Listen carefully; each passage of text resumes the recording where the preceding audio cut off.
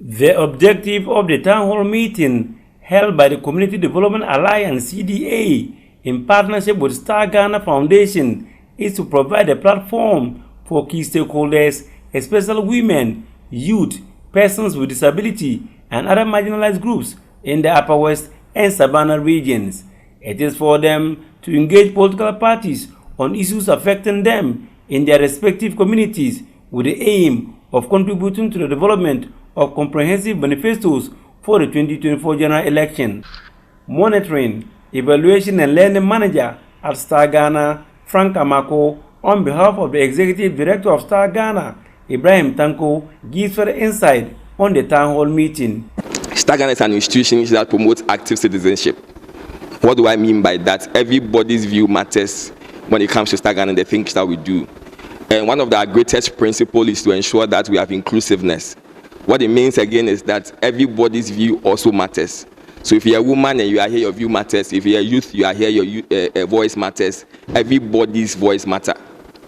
And we are doing this town hall meeting particularly because we want to make sure that whatever we are doing to influence the manifestos, we all have your views as part of what recommendations would push forward in influencing the manifestos of the political parties. 3 consultants tasked to do research on education, health, and social protection had the opportunity of rolling out their research findings.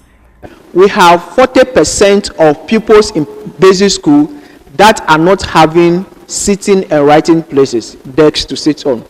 But when it comes to the underserved regions, this part of the country, it is as much as 80% and even above, meaning that about 80% of basic school pupils over here in this area of the country are not having desks to sit on.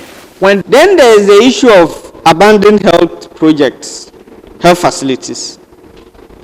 Whether it is the current government or the past, there has been a trend, not just in the education sector, but also in health and all of the sectors, that the politicians are more concerned about procurement than completing the projects they've started.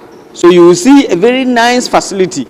They've started it, change of government, it ends. And so we are also raising this to you. How will you help us ensure that the governments that take over will complete what we've started? Influence of our big men. Because he is in charge, he knows this person. He can go and bring his friend. He can go and bring these people to be part of it. But then we ask ourselves, are these poor people? Are they poor? How do we deal with that issue? We want all of us here to think about it. The participants were therefore given the opportunity to make inputs on the findings. I would advocate that the abandoned projects that government after government used to leave, there is one thing that Ghana needs. It is a development plan for the country, so that there are certain programs or projects that every party must commit to do. You may have your manifesto, but you must do that one too. And they say free education. We have realized that some of us here, our children have been to school just this academic year to SHS. And what we have gone through is very, very, very serious. And some of them are even there. They couldn't get the prospectus, what you have to buy to send them. Some of us send half. And we have to, this second term that they will be reopened, you have to send the second half.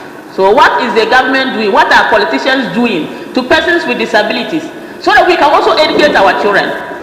I will need us to all agree that we need to re-evaluate this pre-SHS thing.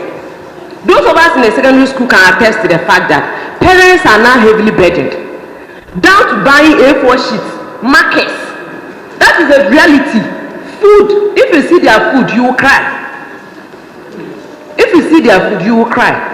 So let's take this as a responsibility.